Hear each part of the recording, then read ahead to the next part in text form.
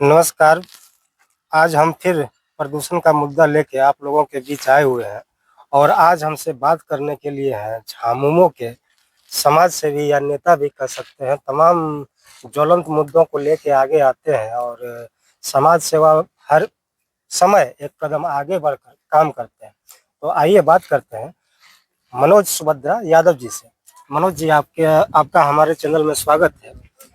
तो यहाँ चित्रा के बारे में, ICL के बारे में क्या कहना चाहिएगा? जैसे दावा किया जा रहा है, प्रिंट मीडिया हो, इलेक्ट्रॉनिक मीडिया हो या सोशल मीडिया हो, आए दिन चल रही है खबर कि पानी की ज्वलंत मुद्दा हो, पेयजल की मुद्दा हो या प्रदूषण की मुद्दा हो, इसमें आपकी क्या राय है? क्या कहना चाहिए? हाँ, सबसे पहले आपको जोहार कि आप लोगों ने इतना ज्वलंत मुद्दा को इतनी प्राथमिकता दी, क्योंकि यहाँ पे देखा गया है कि यहाँ पे जो विस्थापित लोग हैं, अगल बगल के गांव हैं, पिछड़े दलित आदिवासी अल्पसंख्यक लोग रहते हैं यहाँ पे, तो उनकी कभी जाल माल के बारे में शुद्ध भी नहीं किया गया कभी भी। चाहे स्वास्थ्य की बात कर लीजिए, शिक्षा की बात कर लीजिए या अन्य तरीके पेयजल की बात कर लीजिए, ये कभी शुद्ध नहीं होता उन लोगों की कि वो उनको क्या हो रहा है। क्योंकि जो लोग बैठे हुए हैं ऊपर वो मिनरल पानी पीते हैं भैया, उनको क्या मतलब कि पेयजल का स्तर कितना गया, पेयजल का कभी पानी का पीएच स्केल मार्क हुआ या नहीं हुआ, कोई मतलब नहीं है। हॉस्पिटल में दवाई है या नहीं है, कोई फर्क नहीं पड़ता। कभी तो ऐसा हुआ था यहाँ पैरासीटामोल टिटवैक इंजेक्शन भी हॉस्पिटल में उपलब्ध नहीं होता, तो क्या कर लीजिएगा। यहाँ का आदमी हॉस्पिटल के नाम में सुविधाओं के नाम में यहाँ पे कुछ भी नहीं है। तो ये चीजें हैं जो, लेकिन मैनेजमेंट का अगर इसके बारे में आप बात करेंगे, जो अखबारों में देखा जा रहा है, बात करेंगे तो वो सीधा नकार देते हैं कि यहाँ पे कोई धूल नहीं है, यहाँ पे हम लोग पानी का छिड़काव कर रहे हैं। आप सामने देख सकते हैं कितना छिड़काव होता है, लोगों से पूछ के देखिए कि वास्तविकता क्या है।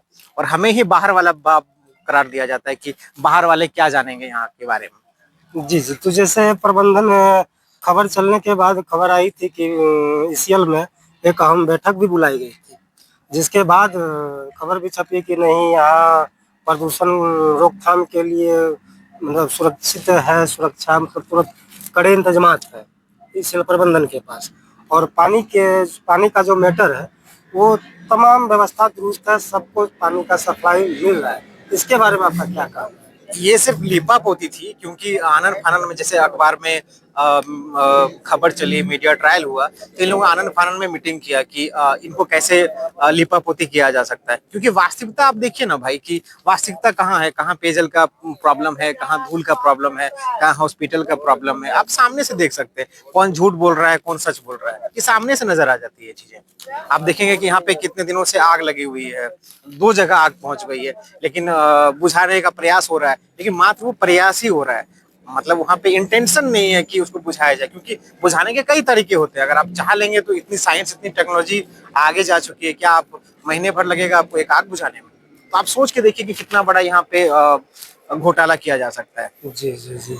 तो और जैसे दावा ये भी किया जाता है कि हर एक जगह, मान लीजिए आउटसोर्सिंग कंपनी की काम हो, ट्रांसपोर्टिंग रोड डंपर की काम हो, जो ट्रांसपोर्टिंग कोयला ट्रांसपोर्ट करके जामताड़ा रेलवे साइडिंग तक पहुंचाती है, उनका भी नियमता है कि तिरपाल ढक के पानी छिड़काव करके लेके जाया जाए। और आउटसोर्सिंग कंपनी जो OB को ट्रांसपोर्ट करके फेंकती है, ये तमाम रोडों में पानी छिड़काव किया जाता है पॉल्यूशन को रोकथाम करने के लिए। एनी टाइम रोड में पानी छिड़काव होते रहती है। लेकिन अभी जैसे हम लोग आए हुए हैं तो आप भी देख रहे हैं, हम भी देख रहे हैं, इसके बारे में क्या राय है आपका? क्या कहना चाहिए? यहाँ का पानी का जो छिड़काव होता है ना, सिर्फ कागजों में होता है। वो टैंकर में बस डीजल भरा गया और कहाँ गया पता नहीं। एम्बुलेंस का भी यही हाल है। तो ये चीजें सिर्फ मतलब कागजी तौर पे है, जमीनी स्तर पे नहीं है। मनोज जी, कहीं ना कहीं ये भी बात आई है कि कई बाहरी लोग आके चित्रा को बदनाम करने का प्रयास करते हैं। सारी ये ढकोसला बातें हैं, तो इसमें आपकी क्या राय है? मेरा घर यहाँ से 10 किलोमीटर दूर पे है, और अगर आप यहाँ पे प्रदूषण की बात कर रहे हैं, जल स्तर की बात कर रहे हैं, तो ये चीजें तो वहां तक भी पहुंचती है ना। जल प्रदूषण, ये वायु प्रदूषण क्या वहां तक नहीं जाता? क्या चित्रा के मैनेजमेंट ने, SP माइंस के मैनेजमेंट ने यहाँ ऊपर क्या तिरपाल लगा दिया है अपने वायुमंडल में कि यहाँ का जो प्रदूषण है वो वहाँ इधर इससे बाहर जाता ही नहीं है? तो मैं भी तो इफेक्टेड हूँ।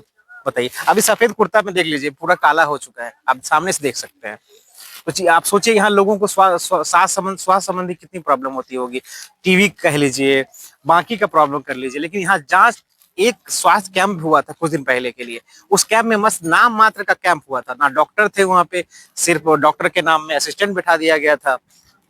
अब सोच के देखिए ये टोटल हो क्या रहा है। और ये मतलब ईसीएल में जो एसपी माइंस है, ये हमेशा से होता रहा है यहाँ पे। किन्हीं नेताओं ने इस पे कभी बात करने की कोशिश ही नहीं की। तो मनोज जी, ये भी देखा जाए तो सोचने की बात हो जाती है कि प्रबंधन अपने दावा कर रही है कि हम पोल्यूशन को कंट्रोल करके रखे हैं, पानी छिड़काव होती रहती है, सारी जो प्रक्रिया होती है, प्रक्रिया के हिसाब से मेरा काम चलता है।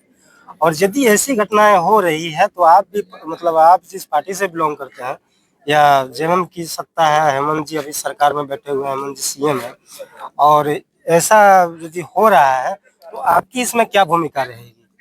पार्टी इस मामले में संवेदनशील है, वो सोच रही है, मैंने बात रखी है, इस पे विचार किया जा रहा है, मैनेजमेंट को समय भी दिया गया, मैनेजमेंट अपना सिर्फ पल्लू चढ़ा रहा है, तो ये देखना पड़ेगा। और इस मुद्दों को लेकर मैं काफी संवेदनशील हूँ, क्योंकि लोगों के स्वास्थ्य संबंधी जो समस्याएं हैं वो वाजिब है, उनको देखने वाला कोई नहीं। जो आज मैनेजमेंट कह रहे हैं ना, यहाँ पे धूल नहीं है, पानी की समस्या नहीं है, कल उनको अगर बीमारियां होती हैं तो वो लोग कहाँ जाएंगे?